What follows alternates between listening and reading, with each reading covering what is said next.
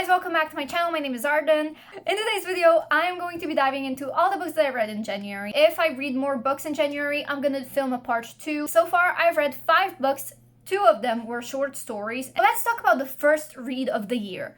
That is Harry Potter and the Prisoner of Azkaban. As I said, this book was my first read of 2020. It follows Harry Potter's 3rd year at Hogwarts. And I have a spoiler alert for you guys, so you might want to click away a few seconds because this is where I dive into everything that happens. So Sirius Black escapes from Azkaban, Harry is attacked by Dementors, Hermione is annoying throughout the whole book, and then we finally get a good defense of the dark arts teacher, who also happens to be a werewolf.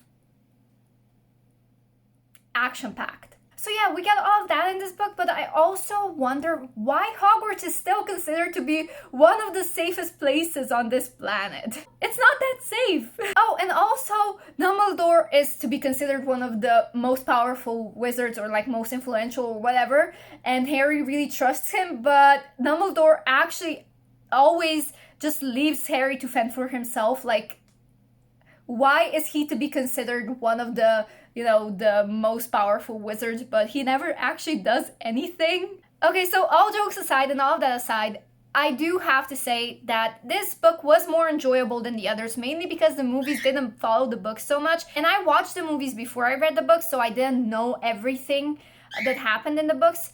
And if you're a reader who first read the books and then watched the movies, you might be disappointed and you may not agree with what I'm saying. But all I can say is I'm sorry for you. And that is the reason why it's always better to watch the movies first and then read the books.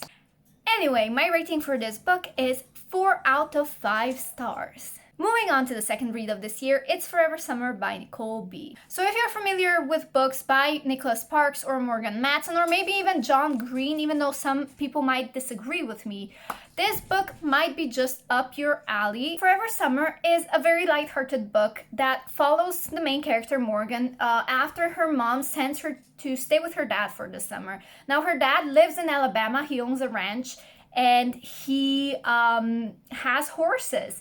And Morgan, or Mo, she actually always wanted to work with horses. And before Mo was sent to stay with her dad, she was actually in an abusive relationship. She was just freshly out of it.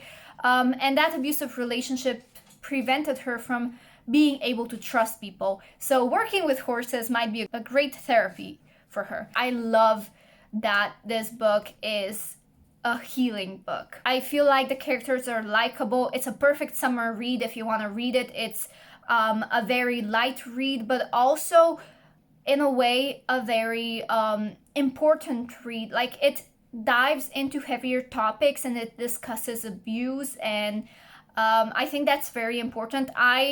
If you know me, if you watch this channel, you know that I'm a hoe for summer books that talk about heavier topics. So yeah, it's a well-deserved 5-star read. Book number 3 I've read this year that I want to talk about is Anne Frank's The Diary of a Young Girl. So for those who don't know who Anne Frank is, she was a teenager who lived during the Second World War.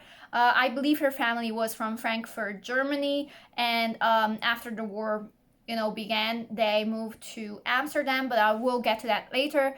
Basically, Anne Frank was born on June 12th, 1929. She received a diary on her 13th birthday, and her first entry, or a few of her first entries, documented her life as a normal girl, describing her friends, describing some of the changes that the Second World War brought, such as Jews not being able or not being allowed to ride bicycles, for example. The entire story takes a turn when her family has to go into hiding and they escape to Amsterdam. So they have to share a very small living space with 8 different people, and they don't always get along. Since they're in hiding, they have to stay very quiet.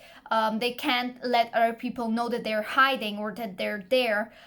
Food is very scarce, they have people who help them and bring them food, but they also have to ration it.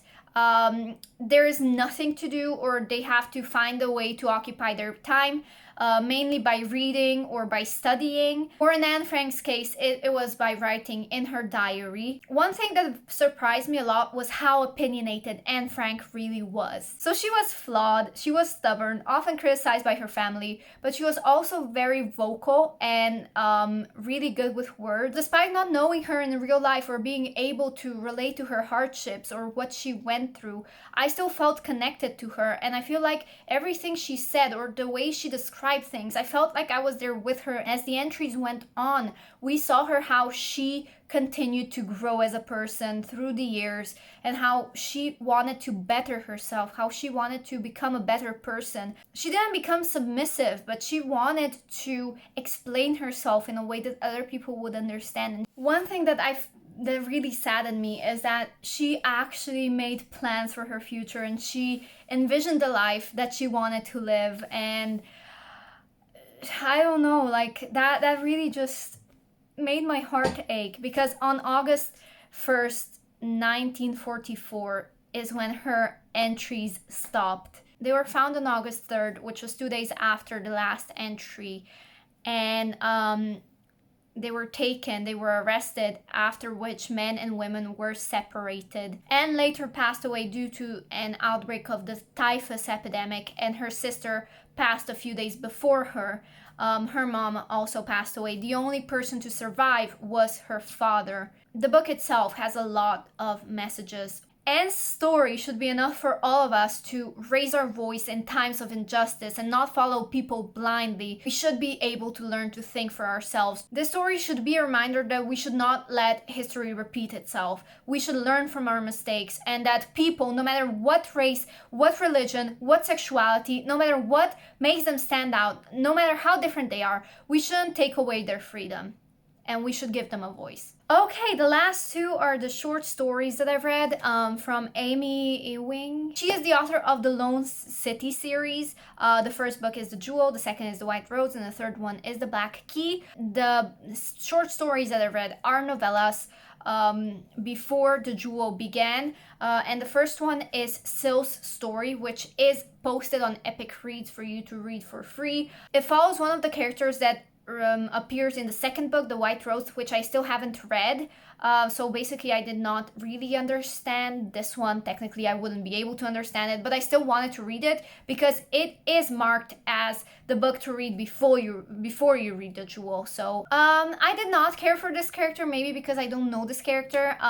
The story itself, I usually am able to dive into novellas, you know, keep an open mind and like the story, but yeah, I did not care for this character at all. The second novella I read is from the same author, but it is called The Wishing Well, and it is also marked to be read before The Jewel, but after Syl's story for some reason. I actually really enjoyed the story a lot. I love fairy tales. I can see how it would relate to the Lone City series, so I rated it 5 out of 5 stars because I actually really enjoyed it. That concludes January wrap-up Part 1. I'm currently reading Six of Crows, which I hope to finish by the end of January, and then also read Cupid's Match. Thank you so much for watching. Leave a like, leave a comment, subscribe, hit the notification bell to keep yourself notified, and follow my social medias, and I'll see you next time. Bye!